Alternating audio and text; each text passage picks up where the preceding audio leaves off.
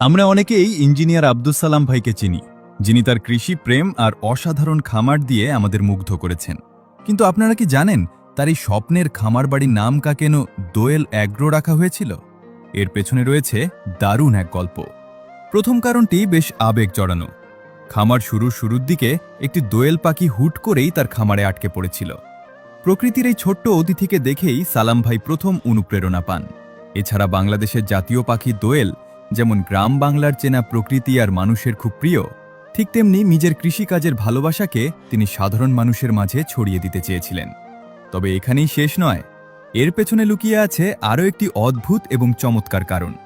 আপনি যদি Google map open করে সালাম ভাইয়ের খামারের চারপাশের এলাকাটি লক্ষ্য করেন, তবে অবাক হয়ে যাবেন। ওপর থেকে পুরো এরিয়াটিকে হুবহু একটি পাখির মুখের মতো দেখায়। আর মজার ব্যাপার হলো, ঠিক যেখানে পাখির চোখ থাকার কথা, তার পাশেই অবস্থিত সালাম ভাইয়ের এই খামার বাড়ি। গুগল ম্যাপে সেই পাখির অবয়ব আর খামারে আটকে যাওয়া সেই দোয়েল পাখি, সব মিলিয়ে যেন প্রকৃতির এক অদ্ভুত ইশারা ছিল এটি।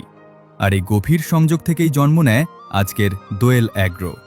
দেশীয় সংস্কৃতি, প্রকৃতি আর প্রযুক্তির এমন মেলবন্ধন সত্যিই বিরল। সালাম ভাইয়ের খামারের এই নামকরণের ইতিহাসটি আপনার কেমন লাগলো? কমেন্ট করে আমাদের জানান। ভিডিওটি ভালো লাগলে লাইক এবং শেয়ার করতে ভুলবেন না। ধন্যবাদ।